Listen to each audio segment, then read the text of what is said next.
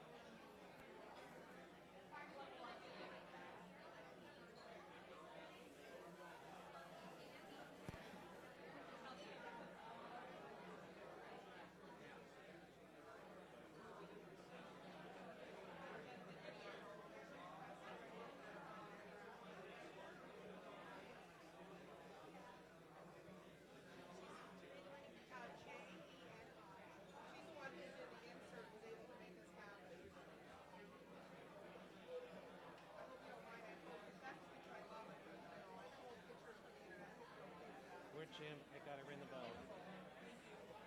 Yeah, it's okay. Yeah, perfect. Thank you.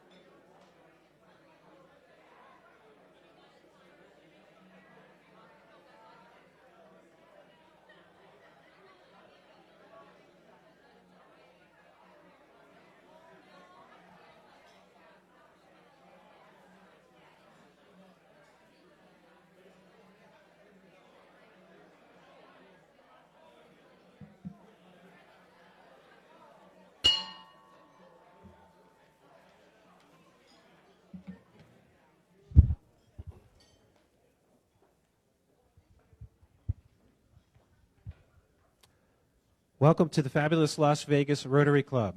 For this year, our international president, Barry Rassin, asked us to be people of action and to be the inspiration. Our club's continuing mission of teaching youth to succeed through literacy, education, and life skills development is the inspiration that President Rassin asks of us, and the numerous local and international projects that we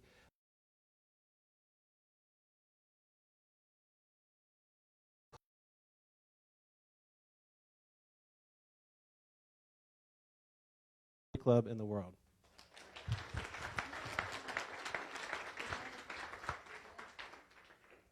As we do at this time every week, those of you who are on Facebook and have your phone, I ask you that you take it out and share our live stream of the meeting.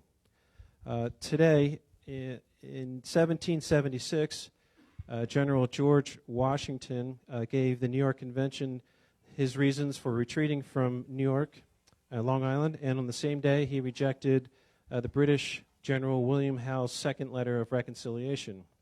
In 1862, Confederates under Edmund Kirby Smith rout the Union Army at Richmond, Kentucky, in one of the most lopsided battles in the Civil War. In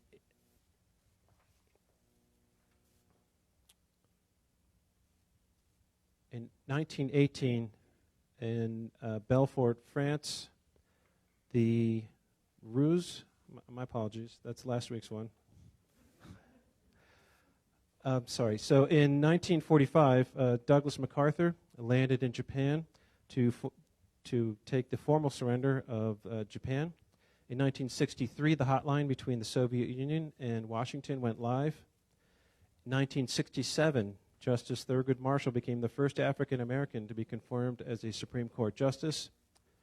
And just so you know, if you stacked up all the animals in the world on top of each other, they wouldn't like it. Next week kicks off the NFL season. It's September 6th, and again, that is Wear Your NFL Gear to Rotary. I encourage you to do that. I'd like to invite our song leader up front, please. Andy. There you are.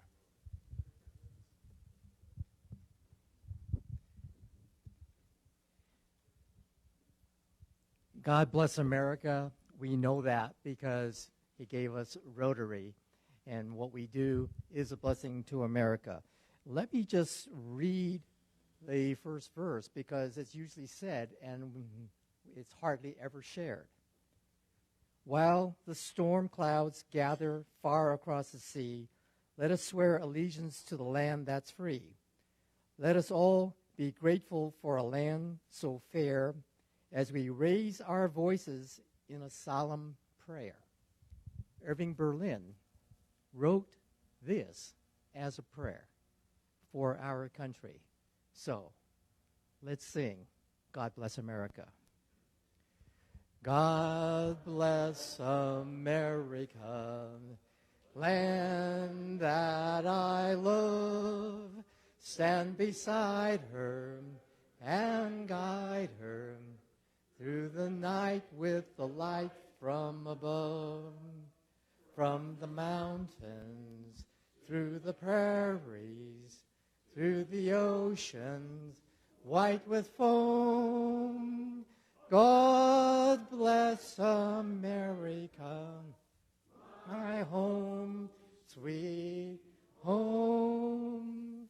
God bless America, my home, sweet home. Thank you. This time I'd like to call up Blake Myers for our invocation.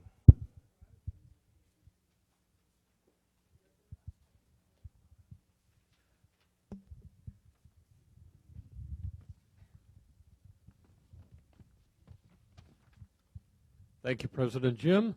My fellow Rotarians and guests, please join me in prayer. God and Father, we ask your blessing upon our food and our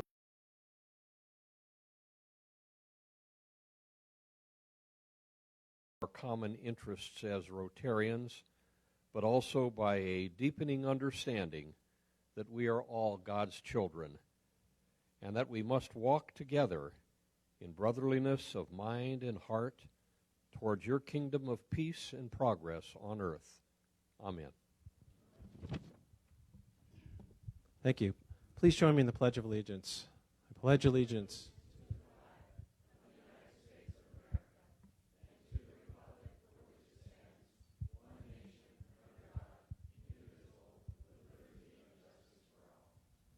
Thank you. Please be seated.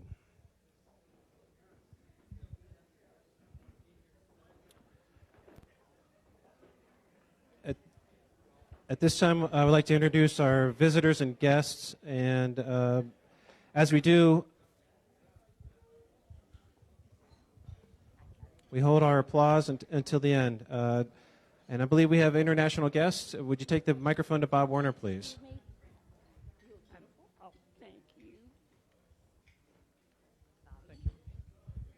President Jim, we have a guest from England, the UK. Kevin is from Devonshire, and he'll say a couple of words. Will you stand up?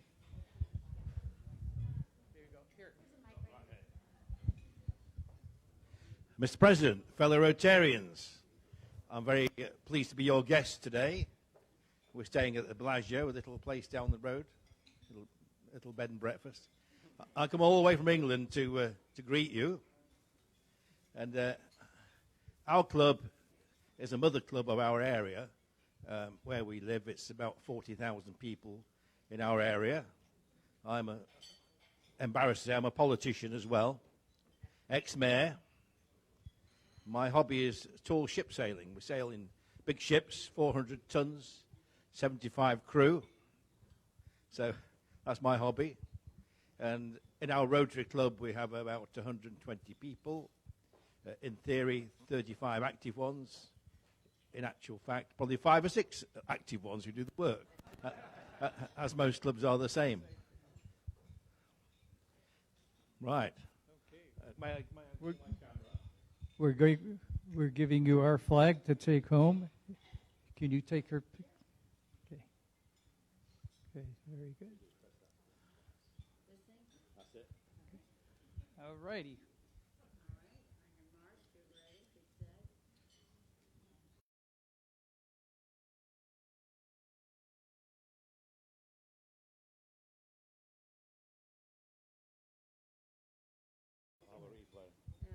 Pressing that. No, you got nothing, I'm afraid. Okay, that's what I thought. All right, let me try it. Just press it down. Stand a bit further away, please. All right. And Now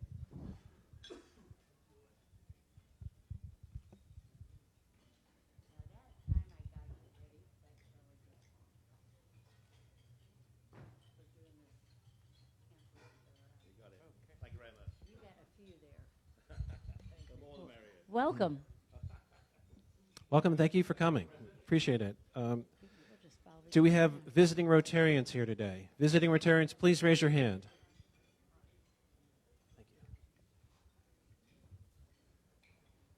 Sir?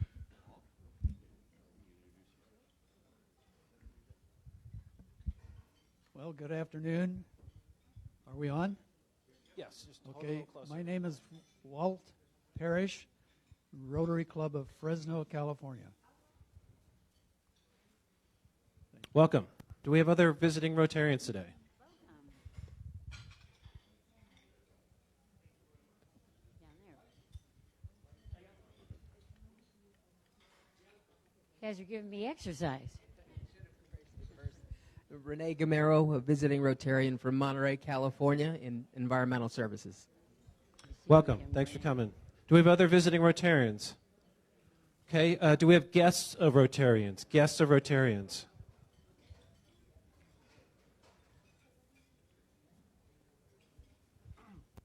Whoops. Excuse me. Hello, everyone. My guest today is Veronica Hoder. She is with SolUp USA. It's a solar power company based here in Las Vegas. Welcome. This way.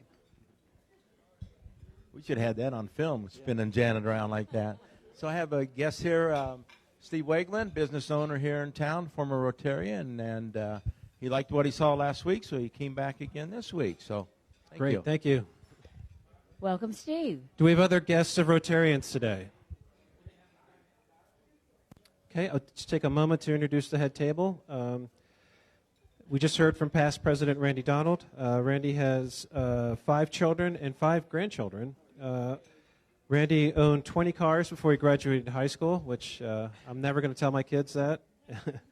And Randy was a Fuller Brush salesman during high school. He drove around to farm neighborhoods, demonstrating the sense of candy, store, and strawberry patch, and many other fine products. Seated to Randy's left is our speaker today, and she'll be more formally introduced by Randy. And at this time, I would like to call Jennifer Lear of the National Keynote Speakers to the front for a special speaker announcement. Thank you so much. Thank you all for having me here today, and our very special guest as well. Ladies and gentlemen, this woman most likely needs no introduction, but it's my honor to say a very few special things about her. This lady, Golden Globe winner, Grammy nominee, Show West winner, accomplished singer, film and Broadway star, multi-talented performer who has been called the complete entertainer. She has graciously said yes to be here today and say a few words. She's also, by the way, not only I'm the president of National Keynote Speakers, which provides speakers and motivational speakers and business speakers into conferences and events and meetings, but I'm also the executive director for Miss Nevada, on his way to Miss America. And this woman is also our honorary Miss Nevada this year for 2018. And from one service organization helping another service organization, she is graciously accepted to be here today.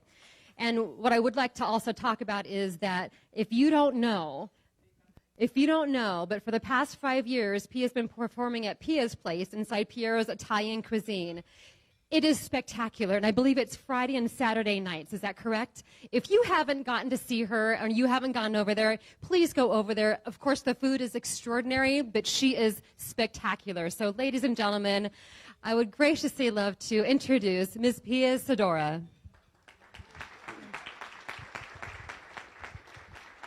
Thank you.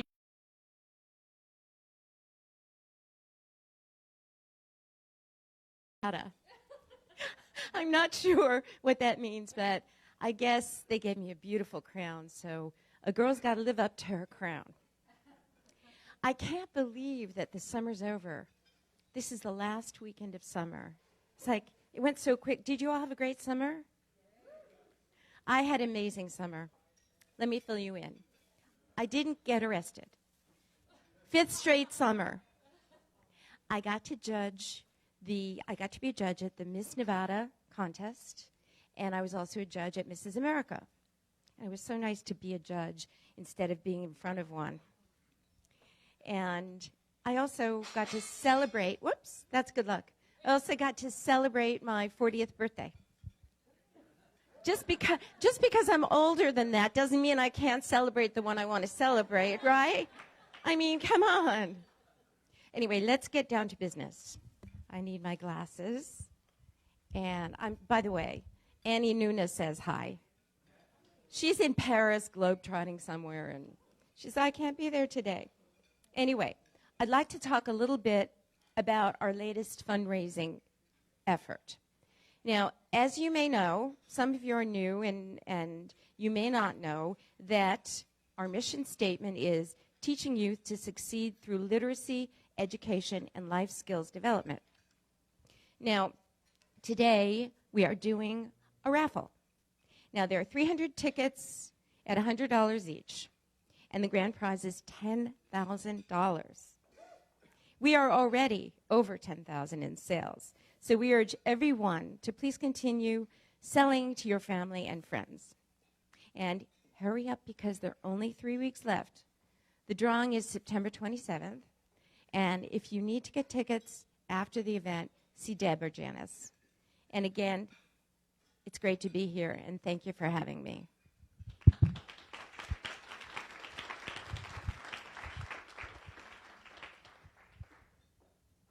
On behalf of the club, thank you so much for coming. We really, really appreciate it.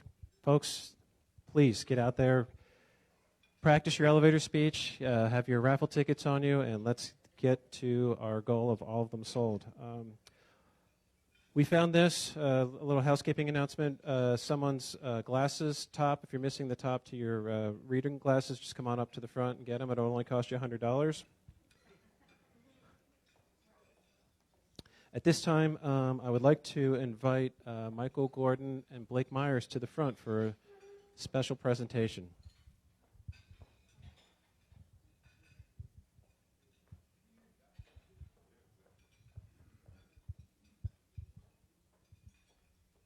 Thank you, President Jim. I'm going to let Blake do all the talking because I don't want to follow Pia. Thank you, Past President Michael.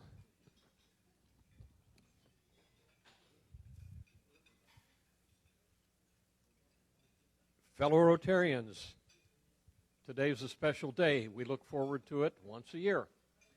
And leading up to this, I sort of dread the whole event because I know that I have to follow the lead of our administrator, who has laboriously kept track throughout the year of all of your attendance accomplishments.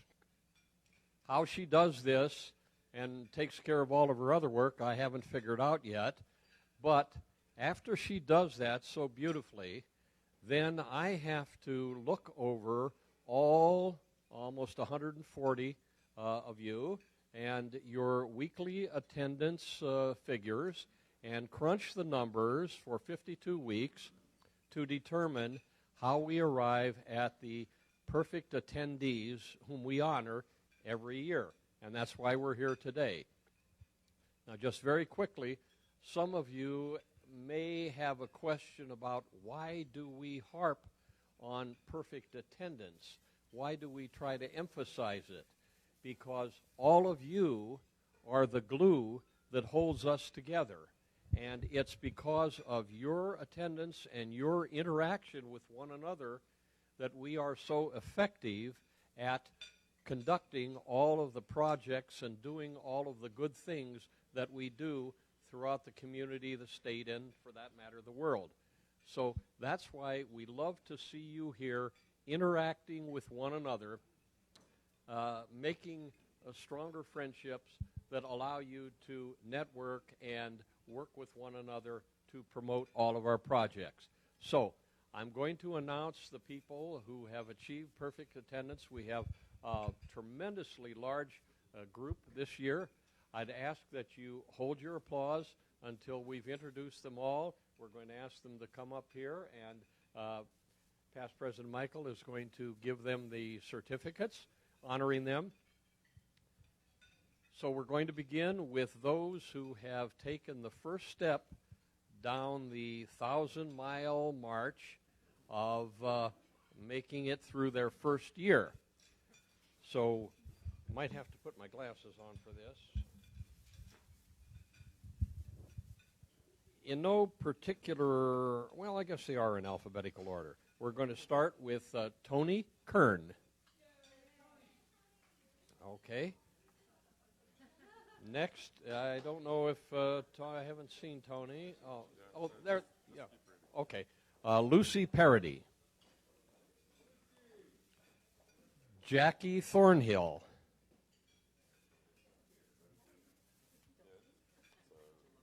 Now we're into 2 years of perfect attendance. Kirk Alexander. I know Kirk is here. Eric Astromecki. Eric, I didn't. There he is, over there. Okay. There's Eric's. And Rosalie Hedrick is over there.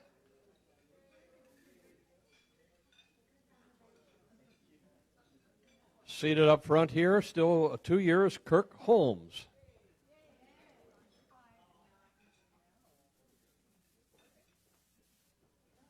Also at the same table, Sidra Kane.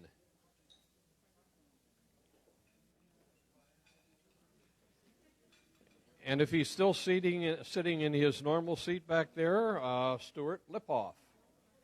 I don't see Stu. Okay. Clocking in at 3 years, Marie Walsh. And I don't know if Marie was here. Also 3 years, Michael Williams. I know Michael's here. Oh, there's Marie. And we're now at the 4-year mark, Jamie Goldsmith.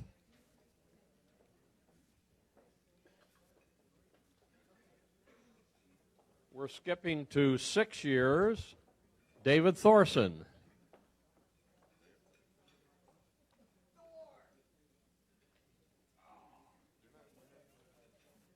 And John and Jemmy clocks in at 7 years.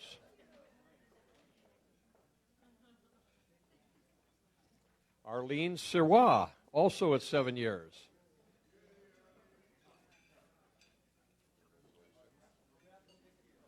Michael Gordon, whoever he may, oh, there he is, at 9 years, past President Michael Gordon. And for 10 years, Bob Bernard has been showing up regularly.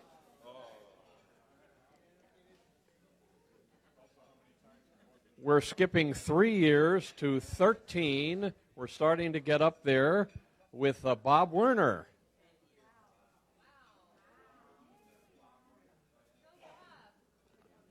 Now, that's pretty impressive, but next we come to a 21-year perfect attendee, Karen Wisenhunt.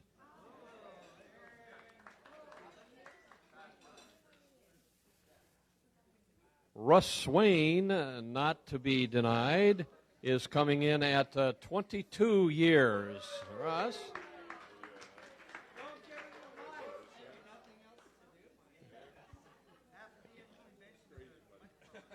And I'm still trying to stay ahead of Russ. He's what motivates me. But I'm listed down here as 25 years. That's it? Okay. So everybody tighten up so we can get this picture. Yeah.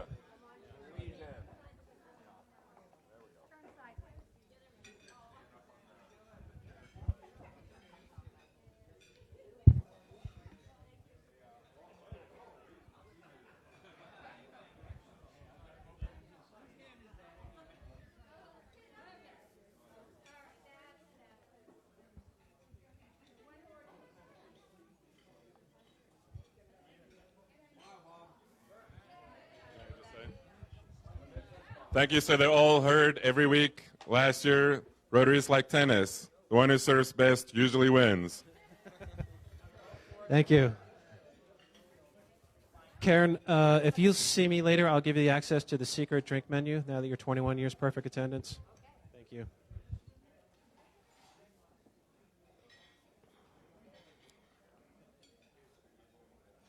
This time we'll have a short break for fellowship.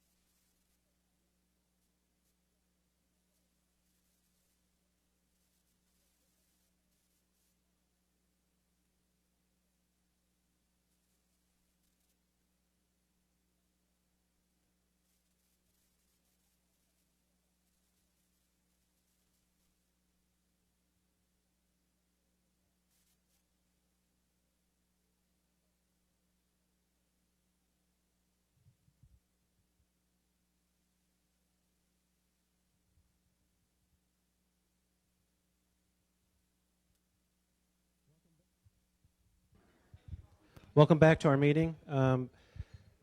Janet, could you take the microphone over to Jamie Goldsmith, please?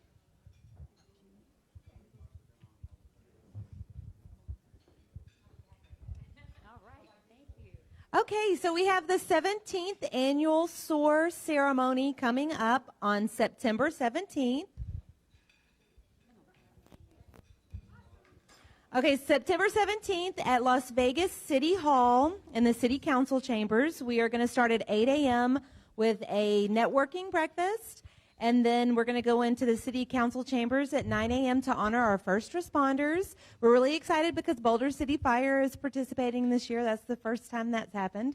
So, of course, Metro will be there. So please come out and support your first responders. It should be a really nice ceremony. We're also doing Wine to Water on October 6th at Gui Keiku. It's a Japanese barbecue restaurant in Chinatown. We're going to do a sake flight, and we have a sake expert that is coming to talk to us a little bit about that. That is going to be 6 p.m. October 6th, and the cost is $100. Our goal is 20 people, so we can raise $500 for our donation to One Drop, and that will give us a free team in the Walk for Water.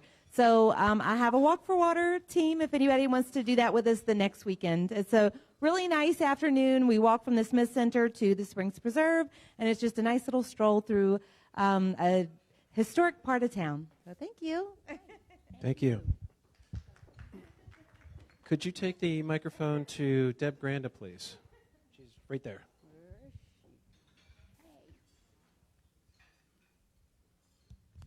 Good afternoon, everyone. Thank you, President Jim.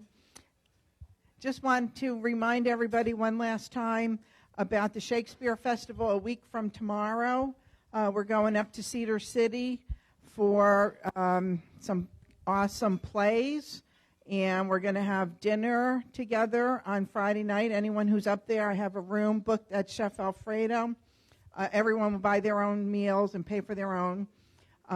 Saturday afternoon, I'm hosting a party. I rented a home, so there'll be a party at 2 o'clock. No, 4 o'clock. It's in the email. I'll get it out in an email. But anyway, there's a party between the matinee and the evening show at my home that I'm renting. And so I hope you can get there. If you want to buy tickets, when you go on to the website, which is bard.org, B-A-R-D, put in the code Rotary 2018, and you'll get a $4 per ticket discount. So I hope to see everyone up there. We have a good crew going up. We have a lot of fun, and I hope more of you come. Let me know. And again, Friday night shows, Saturday afternoon shows, Saturday night shows. So it's a fun weekend. So if you can make it, we'd love to have you. Thank you. Thank you. Could you take the microphone to David Squire, please?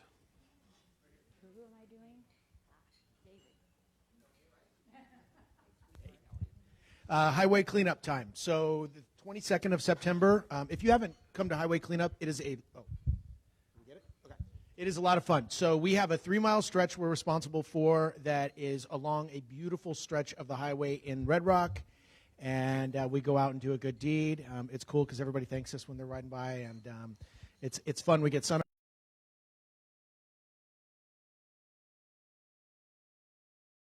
And if you haven't been to Jerry Senes's house for a bash, you really have missed out. So we always do something cool.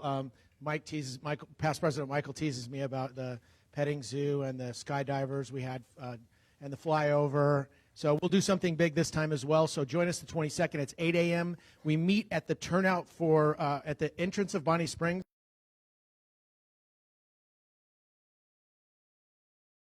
Plan to stay afterwards at Jerry's house. Cool? Yes. Thank you. Could you take the microphone to Marie Walsh? All right. Thank you, President Jim. I'm here to tell you again about Breakfast with Books, which is a great shock, I'm sure, to all of you. But anyway, it's going to be on September the 11th. Rotarians are asked to be there at 7:30 in the morning. You'll be out of the auditorium by 8:45 in the morning. I know a lot of you work and it's very hard, but I had given out the schedule for the whole year So if you could block in one of those dates, it would be wonderful if everyone in the club came just one time to see what we are all about. I would greatly appreciate it, and so would the children. And another thing I want to mention is we're buying Rotary shirts, the yellow Rotarian shirts. If you would like to be involved with Breakfast with Books and you would like a shirt, all you need to do is send me a quick email or talk to me about it. And another thing is on October the 12th, Beckley is having a fall festival. They're looking for people to help them.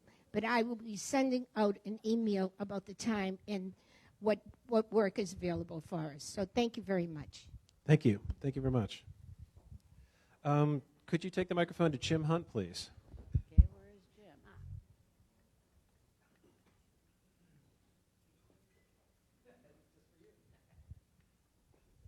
Thank you, President Jim. Who says we don't do a lot of things in this club? I mean, we have a packed agenda, and we've got one for you, too, with the end of summer coming along. Temperatures are coming down. For those of you that have attended any kind of a function at the beautiful home of Tom and Jane Krob, I don't need to say any more, but we're going to have another wonderful night on October 5th, a Friday, so we can enjoy the evening. It is a cigar fellowship, but just for those of you who are new to the club or haven't attended, you don't have to smoke cigars. It's just a great chance for us to get together and have some fellowship. We charge a whopping $10 that goes to the foundation. But over the previous 17 cigar fellowships that we've had, we've raised about $10,000 doing this because we raffle off prizes. We have a great social night out on the patio. The inside is usually wine tasting that we'll have. So come on out. For those of you that have got prizes, Arlene Sawar won a humidor last time, and she donated it back. So I've got that already. But if any of you want to donate cigars or cutters or lighters, any of those things, we'll gladly take them because whatever we do in selling the raffle tickets when we get there, all of that money goes right into the foundation, so it's a direct contribution. So join us on October 5th. Mark your calendars, 6 p.m., the home of Tom and Jane Krob. Thanks. Thank you. Thank you very much. Could you take the microphone to Lucy Perotti, please?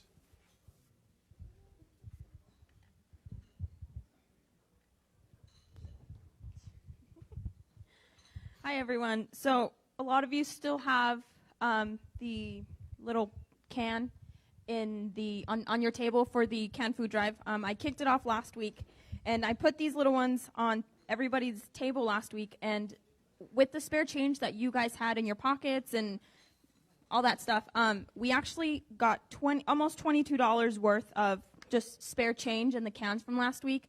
And so that's equivalent to 244 cans that what we were able to get just from whatever spare change you guys had in your pockets.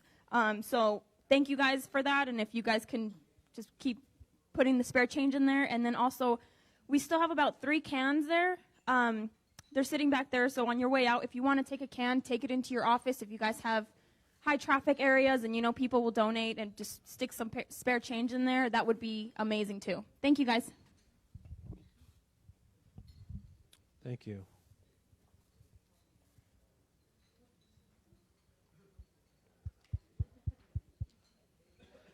Could you take the microphone to Kirk Alexander, please?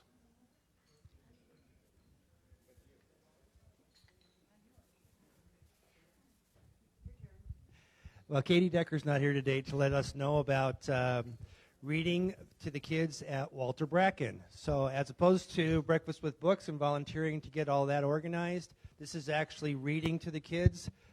So that starts on September 10th, which is a week from this coming Monday already. So here we are. It's already school time. So they need as many readers as we possibly can get to volunteer for reading with the kids. It's only half an hour, 40 minutes, and that's on the 10th. That's the day before Breakfast with Books. That's at Walter Bracken. Thanks. Thank you. At this time, I'd like to thank the Rotarians who helped out with the meeting today. Setup was Teresa Petronovich and Chan Lam. Readers were Michael Williams and Andy Kuniyuki. Tickets are John and Marie again. The invocation was Blake Myers. The song leader was Andy. Janet was our sergeant at arms. Photographer today was Tina Bishop, and teardown today is Terry Groh and Jamel Sirwa, who I'd like to invite to the front, please. Jamel. Please. You're not being fined.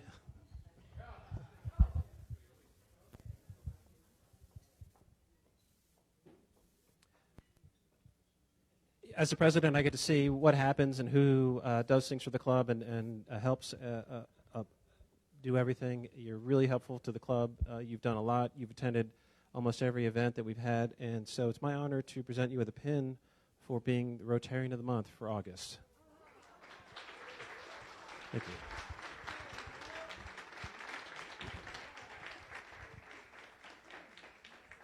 Congratulations.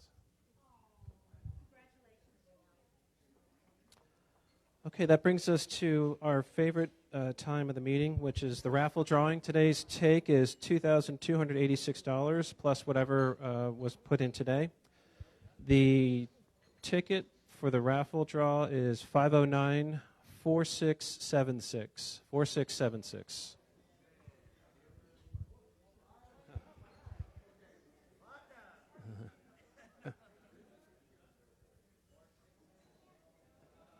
Past President Randy. Yeah. The funny thing is, when Arlene came in, I said, "Do you want to trade?"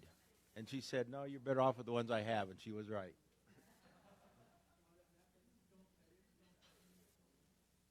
Seven of diamonds. All right. So here's your $10. Thank you so much. Okay, for the Lowry's Bucks, it is 509-4758.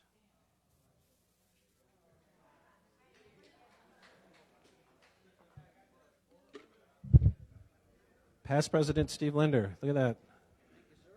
Thank you. Cheers. Serve as a president, get a prize.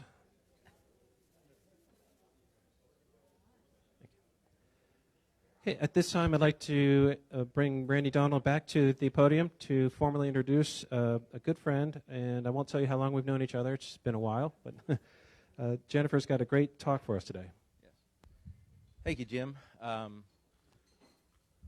I also want to thank you for inviting me to the head table today, set between two beautiful ladies, both named Jennifer. The other Jennifer has visited our club before, and I want to thank her for that. She came a couple years ago as Marilyn Monroe. I think most of us remember that. So thank you for that.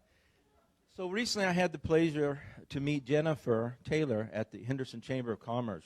She spoke to a small group of Henderson leadership grads about question 3 that will be on our November ballot.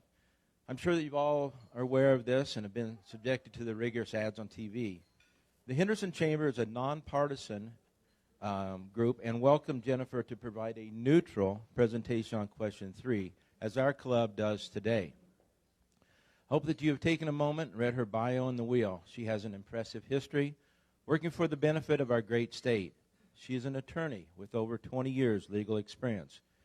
Is currently admitted to practice before the United States Supreme Court, as well as courts in Nevada, Washington, California, and Texas. Most recently, Governor Sandoval appointed Ms. Taylor to his Committee on Energy Choice and as chair of that committee's working group on innovation and technology in renewable energy development. Please join me in welcoming Jennifer Taylor.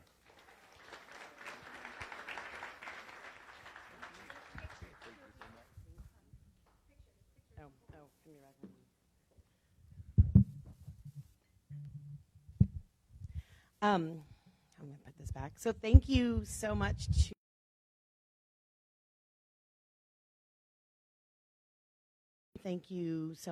to the Las Vegas Rotary Club for allowing me to be your speaker for the afternoon.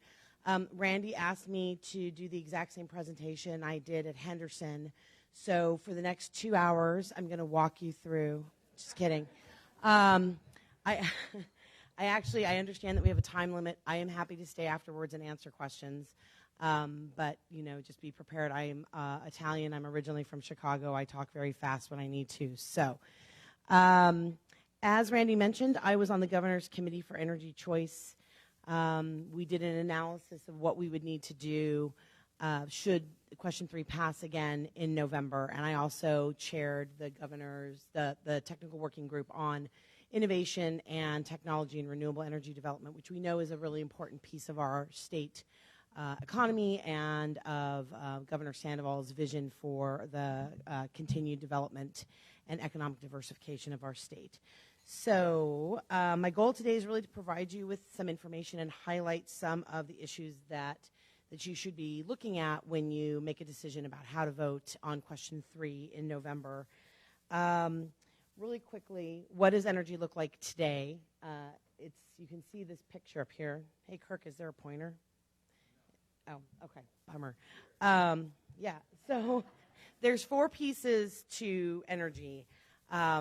There is generation, transmission, distribution, and retailing. Those are the pieces of electricity delivery to the end user that are bundled together with the delivery functions that are coordinated by our vertically integrated utility, which is NV Energy. And so I guess I just really quickly am curious, who feels like they know a lot about energy and how energy works in Nevada? Oh, yes, okay. Yeah, Sol Up, and what do you do? Okay, got it. Okay. All right, so say nice things about Switch. I got it. Okay. So who feels like they know a lot about the question? Okay. All right, same couple people. So, all right. So right now, under our laws, the utility, NV Energy, has the exclusive right to all levels of this supply chain and the exclusive rights to sell electricity in a designated service area. Just like then in other outlying areas, our munis, our co-ops, Valley Electric, Boulder City Municipal Electricity, they have the exclusive rights in the rest of the state. So you see up here, this is just a basic summary of what question 3 would do. And then this is the actual language of the amendment. Now remember, this is a constitutional amendment, so this is not something that would just be done through the legislature. This is something that would get put into the Constitution, giving every Nevadan the right to have meaningful choice among different providers and be able to disperse and sell their own energy and be able to retail their own energy, and be able to pick from a competitive retail market. One of the important pieces of it is the time frame, because it's a 5-year time frame should it pass again in 2018. For background, this was on the ballot in 2016. It passed by 72%. But because it's a constitutional amendment, it has to go through the balloting process again. So that's why it's on your ballot for 2018. And what it requires is that no later than 2023, which would give us 5 years and 3 legislative sessions, we would need to have the structure for a new market in place. And let me actually go back to this picture. The only piece that this question asks or says will be restructured, deregulated, unbundled is the actual generation, so that top piece, and the retailing. So you will not take your generation and your end-use delivery from NV Energy. You will be able to choose who you want to get it from. So I just wanted to make sure we knew that you all knew what exactly it would be unbundling and taking apart. And then the other piece of it that's really important is that the framers of this question drafted it to say that nothing herein would abrogate our existing environmental policies, environmental, renewable energy policies for the state. There's a question as to whether or not that actually has weight or whether or not that could be challenged, and I'll talk about that in a little bit.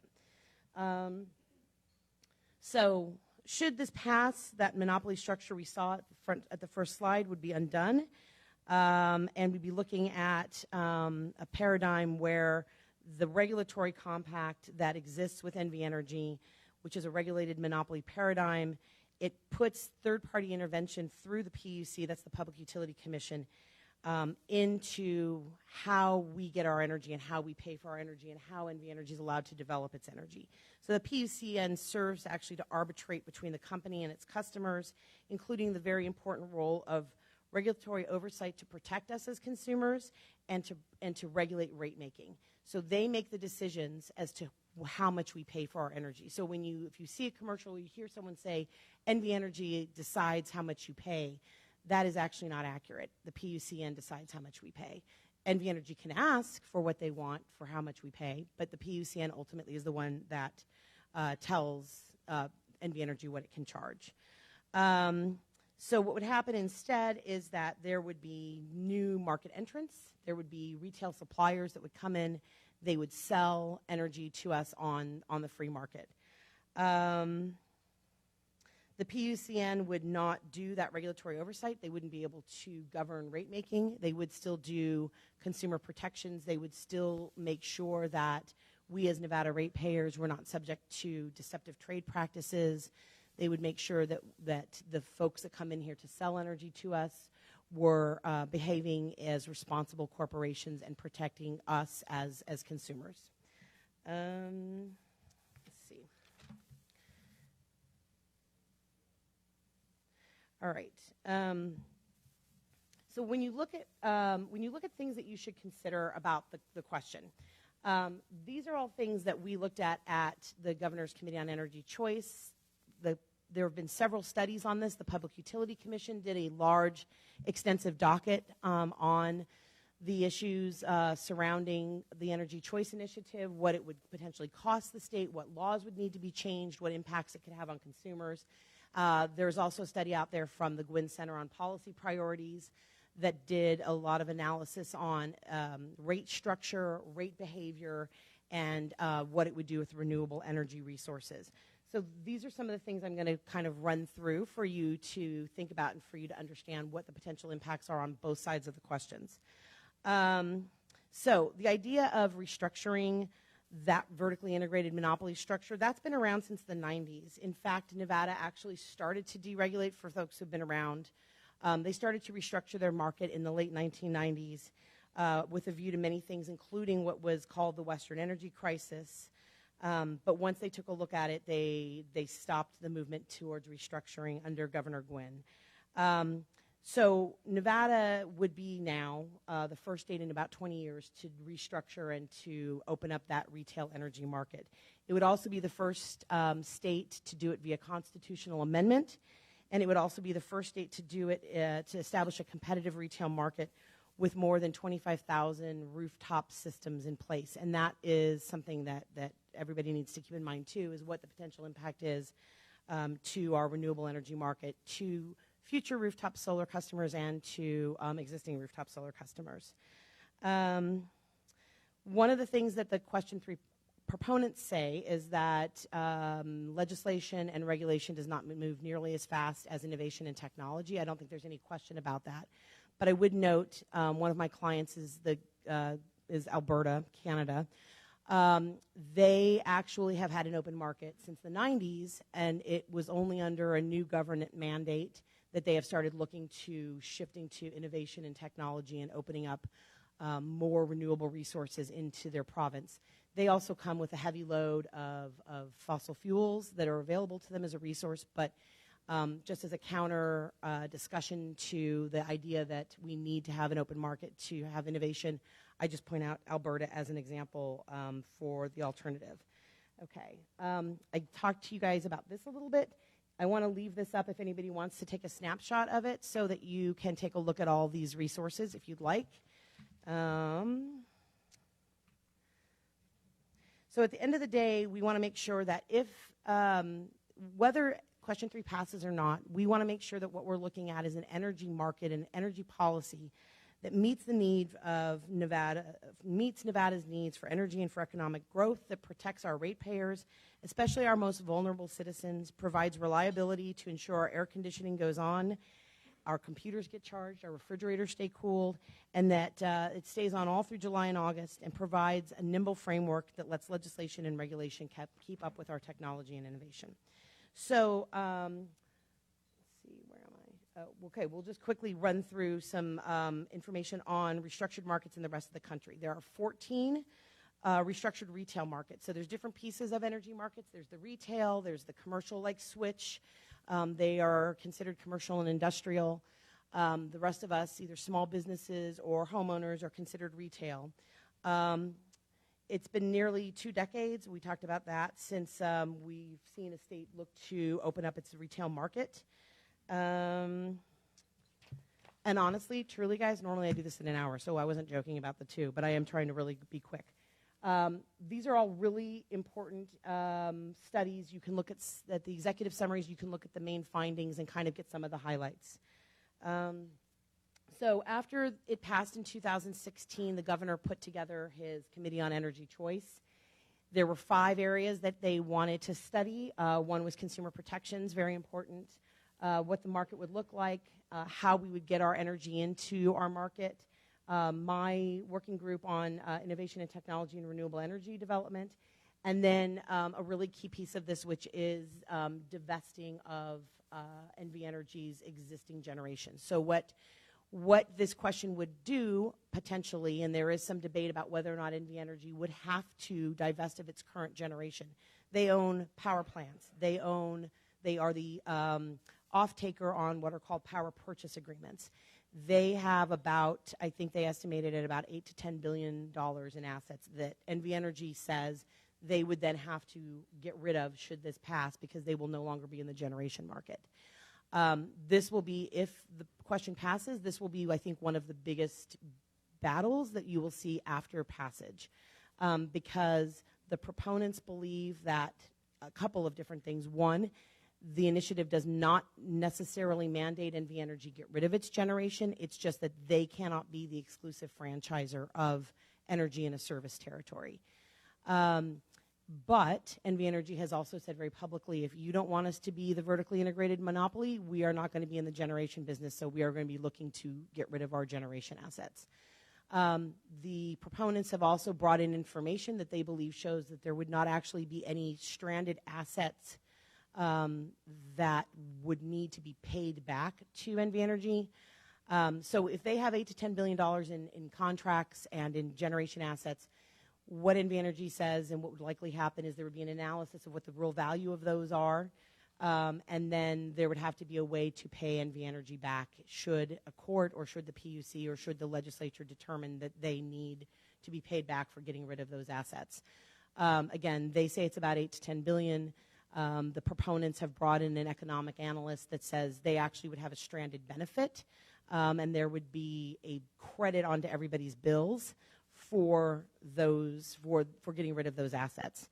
The PUC in its findings said that there were about $4 billion in assets that they would need to be reimbursed for. So again, that website has, if anything you guys want to learn about energy, all those websites will have it for you. This is the docket that the PUC did. These are the items that they studied.